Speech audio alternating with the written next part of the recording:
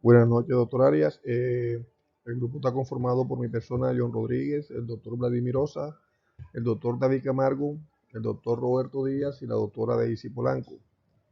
En cuanto a la primera pregunta que nos formuló el taller,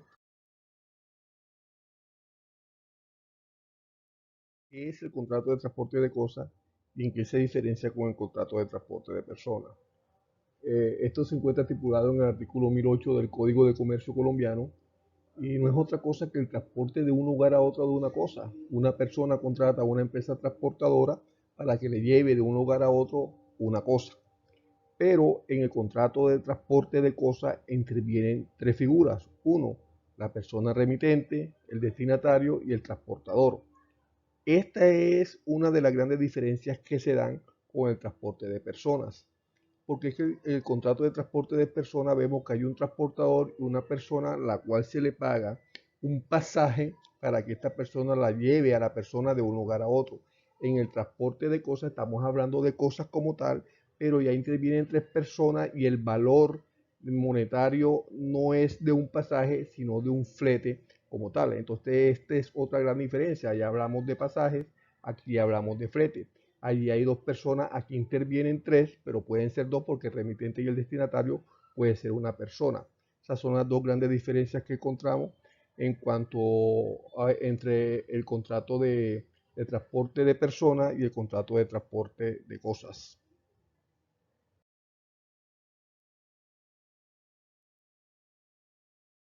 Portador del remitente y destinatario e igualmente indique qué manera paralela los derechos de cada parte. Bueno, en cuanto a las obligaciones del transportador, que es el que presta el servicio como tal, la obligación principal consiste en recibir y conducir la entrega de la cosa objeto del contrato. Esa es como la principal obligación. Segundo, responder por los daños ocasionados que se den en el transporte de las cosas como tal. Responder por ese daño. Responder por la pérdida. Otra obligación es responder por la pérdida total o parcial de la cosa. Cuando hay avería, tiene que responder. Esas son las obligaciones del transportador. Ahora, en cuanto al remitente, una de las obligaciones es que debe entregar la cosa en condiciones, lugar y tiempo al transportador para que éste comience con su respectiva labor. Esa es como la función principal del remitente. Eh, Otra importantísima, pagar el flete del transporte. Esa es una de las obligaciones, siempre y cuando no haya llegado a un acuerdo con el destinatario. Pero en este caso, si está en la obligación el remitente de pagar el flete, otra obligación importantísima por parte del remitente es indicar al transportador cuando lleva la mercancía, el nombre, la dirección, la ciudad, el destinatario, el lugar de entrega, la naturaleza, todos los datos posibles para que se haga de una manera efectiva el contrato de transporte de la cosa. Es otra obligación del remitente. Otra es entregar la mercancía al transportador debidamente embalada y rotulada cuando por el objeto de la mercancía o por el objeto de la cosa lo amerite. Otra obligación es informar al transportador cuando lleve mercancía de carácter peligrosa o que sea restringida, ya que esto puede ocasionar daños a otras mercancías o a otras cosas que lleve el transportador. Esas son las obligaciones del remitente. En cuanto a las obligaciones del destinatario, la principal es recibir la cosa. Esa es la obligación principal. Y la segunda que encontramos es que en caso de que el remitente no cancele y se llegue solidariamente a ese acuerdo, le corresponde al destinatario como tal asumir el costo del flete. Como les digo, esto tiene que ser solidariamente entre el remitente y entre el destinatario. Estos son en cuanto a las obligaciones. Ahora, ellos también tienen unos derechos.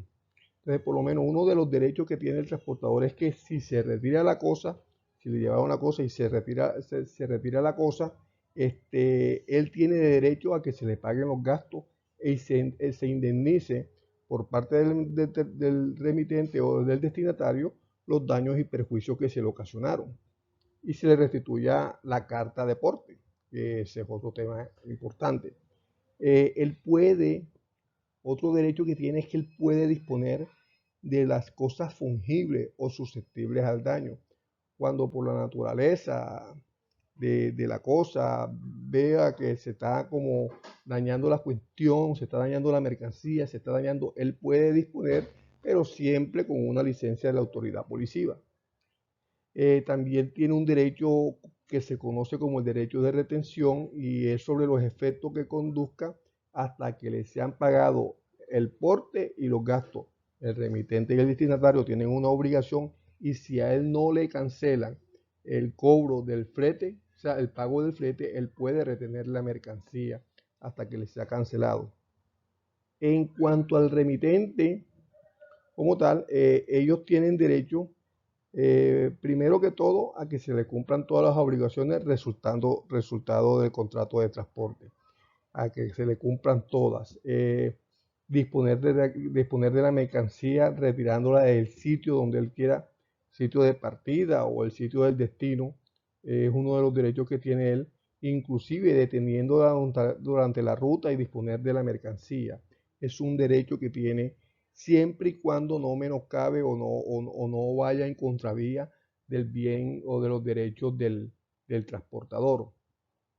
En cuanto al destinatario, uno de los derechos es que ejerce contra el transportador y sus demás derechos cuando se hayan pagado flete y demás gastos. O sea, tiene ese derecho de exigirle al transportador la mercancía y reclamar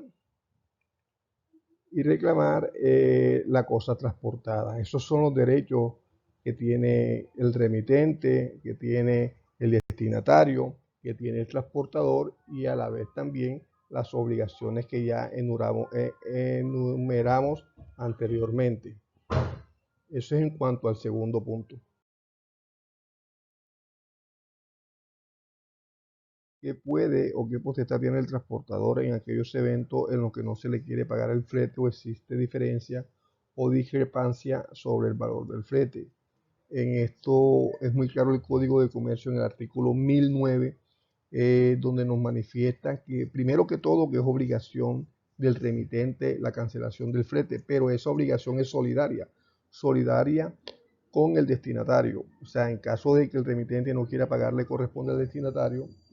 Y en caso de que los dos no quieran pagar, ¿qué puede hacer el transportador como tal? Y la ley es muy clara. El artículo 109 nos dice que efectivamente el transportador y la empresa transportadora puede retener la mercancía. Tiene esa facultad de detener la mercancía hasta que el remitente o el destinatario cancelen el valor del flete. Esa es una facultad, es un derecho que tiene el transportador como tal y una obligación que tiene tanto el remitente como el destinatario.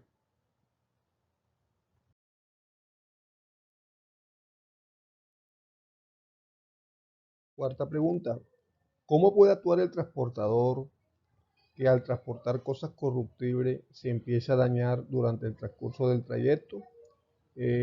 Para contestar esta pregunta debemos irnos al Código de Comercio, el artículo 1014 del Código de Comercio colombiano, donde nos manifiesta que tratándose de transporte de cosas corruptibles, si en el transcurso de la movilización de la cosa ocurriera un hecho que pudiera troncar el transporte de la cosa y ésta fuera corruptible, el transportador podía disponer o puede disponer de ella, eso sí, con la licencia, con la autorización, con la autoridad de la policía, ya sea el inspector de policía o el corregidor de policía.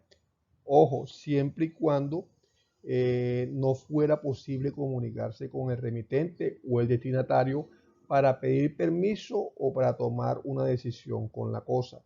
Esto es primordial. Él tiene esa facultad, tiene ese derecho de si hay una mercancía corruptible, una cosa corruptible, puede disponer de ella, pero con la autorización de la autoridad policiva. siempre y cuando no haya podido comunicarse ni tanto con el remitente o con el destinatario.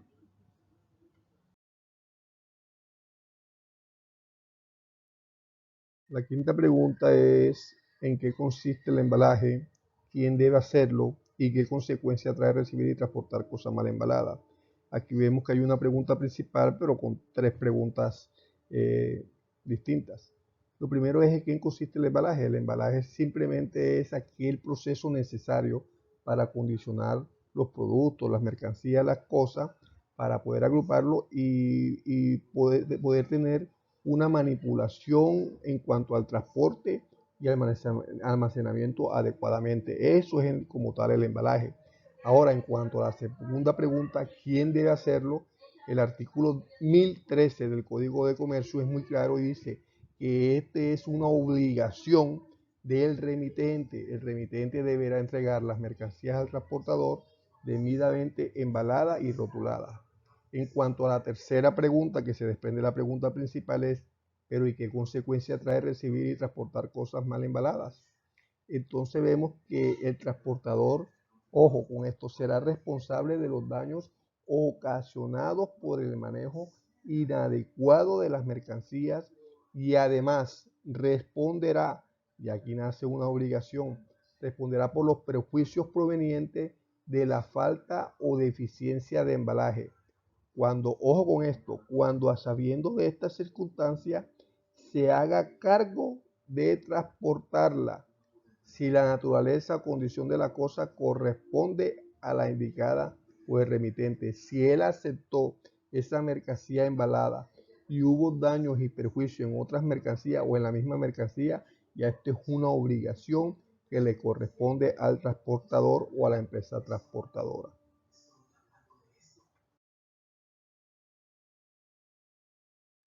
Muchas gracias, ya con esto damos terminado nuestro taller de contratos. Muchas gracias, doctor Jaime.